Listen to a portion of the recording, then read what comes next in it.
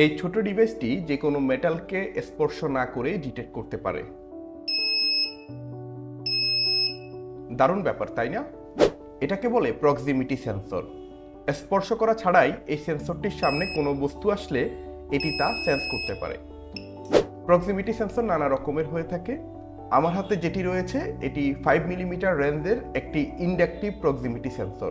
এই সেন্সরটির সামনে 5 মিলিমিটারের মধ্যে কোনো মেটাল আসলে এই সেন্সরটি সেটি স্পর্শ না করেই ডিটেক্ট করতে পারে।